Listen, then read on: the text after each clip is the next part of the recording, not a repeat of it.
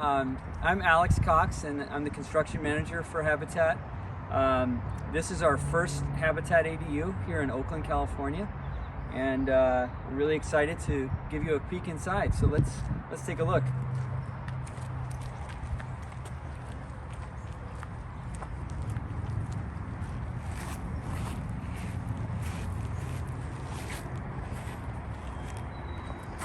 This is the Habitat 800. It's 40 feet long by 20 feet wide, and it has a standard gable roof, and the landscape is a little bit still in progress here, but we're cleaning it up. One feature we have not reached yet is the stair. There'll be a small stair landing here, and this is actually the back door of the unit. This is going into the utility room, but for the time being we're using it as the main entrance.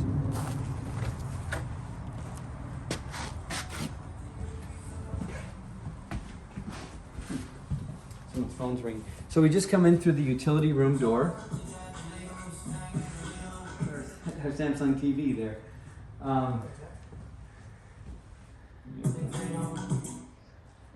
So now I'm in the kitchen living room of the unit, and the things I'd point out here is that, you know, if you've seen the Habitat installation video for the 800, the two halves are brought in individually on trucks and slid together here with a marriage line down the center. So that center line actually occurs right here in the wall, and the flooring is installed on one half, and the second half is loose in the unit, and it gets installed after we set the unit. That way there's no seam here where the two halves meet in the floor. The only thing you can see actually that we need to repair, if you look very closely, there's a little crack in the ceiling where the two halves were married, and that's from the plasterer already sheetrocked this, but then it dried and shrunk. So we have a micro crack there that we're going to fix prior to handover. The front door is here, and there is a stair and deck that's being built. It hasn't been installed yet. We just poured the driveway last week, so there'll be a 5 foot by 10 foot site-built deck here, made of Trex and redwood. And the stairs, that'll be the main way to get into the house. We should have that finished next week. Let's take a quick walk through the unit. The marriage line walls are the reason we have. I don't know if there's a good way to get this angle, but there's a bump out in the wall here, and that's because the two halves of the unit come together, and this is a structural column essentially for the left half, and this is the wall for the right half. So we sometimes have these characteristics in our units that are just an artifact of the way the two halves are brought together. These are generally 2x3 walls. They're not 2x6. The exterior walls of the unit are 2x6 framing to get that insulation depth. But these are non-insulated walls. We also have a structural load path, which is interesting. That there's a beam in the ceiling right here, and that beam is carried by this wall section here. So primarily the roof wall to that center beam, and the floor joists are supported on a foundation system, which I'll show you in a moment. This is the master bedroom, which we're temporarily using as our Habitat office during the showcase tours. And it connects to master bath with a tub and shower in this unit.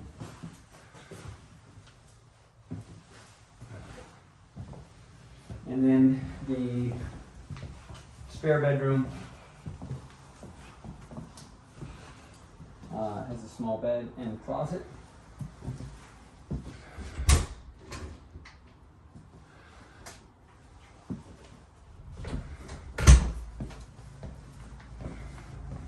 So So one of the features of our homes that's part of our system is the units are driven from the factory, obviously, on wheels, and those wheels are supported by steel beams. Each half of a Habitat ADU has 2 steel beams. They run a couple feet in from the edge wall and a couple feet in from that marriage line. So there's a steel beam here and a steel beam there, and then there's 2 more on the other half. And what those steel beams are supported on is jack stands underneath the house and individual spread footings that run down the middle. And it gives the house a really firm feel. It feels like it was built on site. Typically in a Bay Area home of this size, you would have 2 by 8 floor joists, and you would have beams at the third points, so the span would be longer. This is a pretty tight span because of the way it's shipped to the site. So it is a very rigid foundation system, and it gives it that site-built feeling, not like a temporary support. The other thing the foundation system brings is the insulation of the home. Typically, when you build stick-built, you put in the insulation in the exterior walls, and you put building wrap around it, and you try to make as airtight an envelope as possible. But it's really difficult in the field to control quality of that airtightness. In a factory, it's much easier. So we do all that work in the factory, and the underbelly of the house is actually wrapped as well and insulated. So when you come into this unit and you turn on the thermostat, the furnace kicks on and it heats the unit very efficiently. So I was very impressed by the airtightness of the unit. The furnace is electric, is our standard. We do offer a gas version. And the furnace closet is here.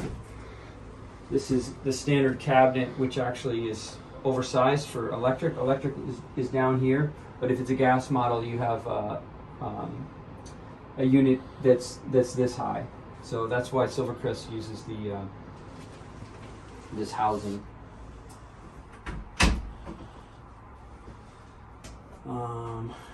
See, we can look at the second bathroom has a shower. That's the standard shower offering, and yeah, I think any other. Go for it. So this is the contemporary cottage kitchen.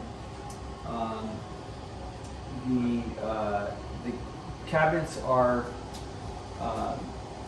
have soft close hardware, farmhouse sink. This lights. This is one of our GFCI outlets with USB ports, which is an option we offer. This one comes with an island, and the island. This island has power in it as well, which is very convenient for kitchen appliances and charging. One of the unique features of these homes is the way that they are supported, and there are, because it's driven from the factory to the job site, there are steel beams that are used both for transportation on the axles, and then they become permanent shoring of the home because they're actually lifted off that and put onto the foundation. So we have one steel beam running right here and another one right here inside the wall for this half of the unit, and then there's 2 more on this half of the unit, and it gives the unit a very rigid feel because those steel beams are supported by spread footings. You can see in this image here, shot just a few days before construction, before the house was set rather. The spread footings march down the center of the house and along this edge, and that's because there's going to be a steel beam there and a steel beam here. And on top of those spread footings, we have jack stands which allow us to adjust the height and take any unevenness out of the floor system and give it a consistent support. The stem wall around the outside also is redundant in the sense that it also supports some of those gravity loads, but primarily its function is to attach the edge of the house for earthquake loads. Shear transfer, overturning is all transferred into that foundation stem wall. So in combination, the jack stands and the stem wall give a very rigid feel to the house. So it really feels like it was built here permanently and not, you know, like a mobile home, a standard mobile home feeling. Great, so now I'd love to talk a little bit about the utility connections and infrastructure that goes into these units. This is the main residence of our client, and her sewer line happens to exit from her house right here, and this is the clean out, and that pipe continues down to the city main on the other side of the house. So it actually crosses right below the footprint of the ADU, which was super convenient for us from a plumbing connection standpoint, because we simply tied in to the sewer underneath the ADU. And we had that inspected by the City of Oakland, and that's how the sewer runs. The units come with exterior GSCI outlets next to each door. There's also a light fixture above and below each door. This is the Allura cement board siding, which is very durable. And this is our electrical panel, which is a 200 amp service. Heater cabinet, electrical panel is here, 200 amp electrical panel. It comes with the unit and it's all pre-wired. The hot water heater resides in a cabinet like this, which is fire rated. So you can't actually put any penetrations in the walls of this cabinet. And this is our standard electric 40-gallon hot water heater. It has a overflow system in case there is ever a leak in the water heater. It will leak out and not damage the floor. And it's also, as you can see, strapped, which is a requirement for earthquakes, primarily for gas hot water heaters. But the reason we strap this so well is because it's transported here from the factory. So all of these houses have the characteristics of seismic resistance just because they're transported on a truck, which adds a lot of dynamic shaking and flexure to the system, and so they have to be designed for that. So that really gives them a earthquake toughness that's kind of built in. As part of the landscape system, we're putting in an irrigation system here, which is an extra feature. This is the access to the crawl space, and underneath here you can see these jack stands. This is the steel beam supporting the house, and these are the jack stands, which are adjustable to set the unit at the right height.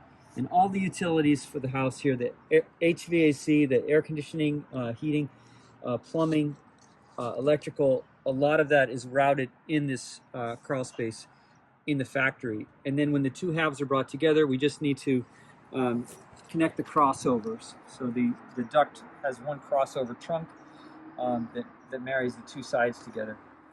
The other thing you can see here is the foundation sits on this mud sill. This is set on site, and everything above this, there are two sill plates here. Both of these are set on site, and everything above that line is made in the factory and brought out. So what marries those two pieces together are these stitch plates. There's one of these at every anchor bolt, and these transfer the shear force for earthquake from the house to the foundation concrete. You also see vent holes here. These are code requirement for crawl spaces. They're calculating how much area you need to ventilate, and they will all get insect screens over them. We're not finished with this yet, obviously. What has to happen next is this Allura siding is going to come down to a few inches above the driveway surface, and it will all be painted. The other thing you may have noticed on the end wall here is where these two halves come together, some of the siding is left out because that's installed in the field. And that's why it's colored differently, and that's going to be painted next week. We also are going to be getting gutters installed next week. That's another site activity for rainwater management. This is where the deck is going to be installed for the front door of the unit. And these post bases are going to receive redwood posts, and then the deck is going to be 5 feet by 10 feet, which is a feature that this owner requested. It's a little bit bigger than our standard deck. And the stairs are going to spring from here and come down to the driveway. That will form the front entrance.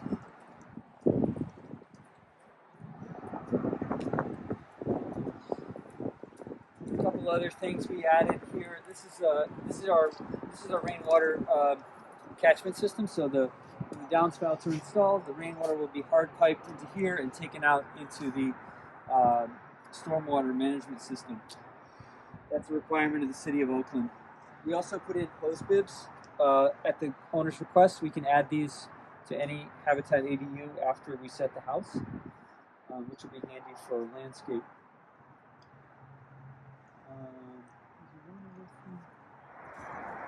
So one thing you'll notice here is that the height of the unit and the height of the stem wall is higher on this edge of the house than it is on the other edge. And that's because this particular lot has a cross slope to it. We call, a level 1 foundation is a perfectly flat lot. Level 2 has a little bit of grade, and level 3 is a steeply sloped foundation system. This one's somewhere between level 1 and level 2, I would say. But it does mean that you're going to have more a smaller staircase on the high side and a taller staircase on the other side. Something to keep in mind.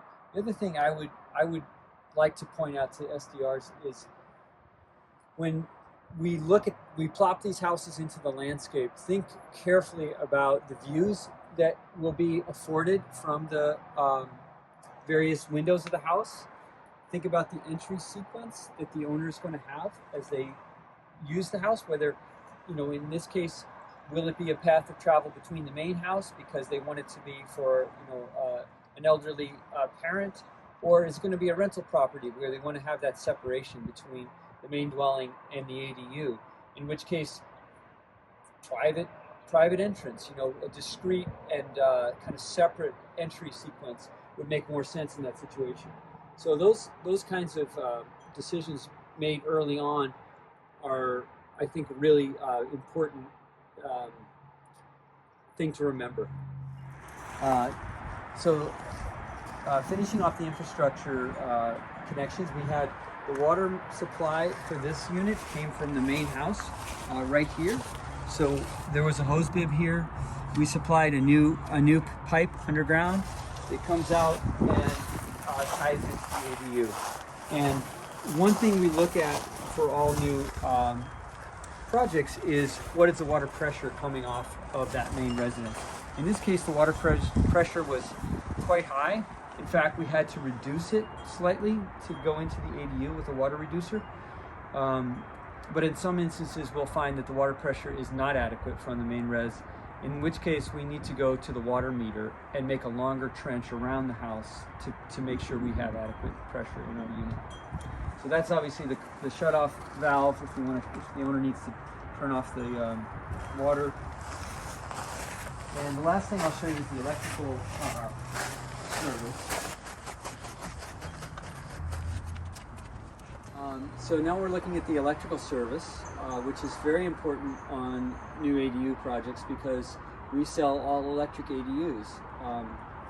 In some cases, we offer some gas appliances if the jurisdiction allows it, but primarily we're looking at a big electric draw every time we install an ADU. In this jurisdiction, Oakland, there is no gas allowed for new builds, and other jurisdictions are following that. So we're going to see more and more of these. What that means is you get an existing electrical service. It's generally 100 amps, sometimes 125 amps. Here you can see an example on the neighbor's property of what an existing service looks like. And you notice the pipe coming from the top and going up to the weatherhead on the roof is small. It's probably 1.5 inches diameter. This one is a 3-inch diameter to get enough electricity to the unit. So what we've done here is gone from a 100 amp service to 400 amp service. And 200 amps are used by this meter to go to the main residence, and 200 amps are used by this meter to go to the ADU. So all the power comes in from the pole up there. We had to trim the trees to allow PG&E to upgrade this wire. But basically, PG&E takes the wire upgrade to 400 amps, and then from here, it's our electrician that does this weatherhead and pole, and they replace this entire circuitry with a new service.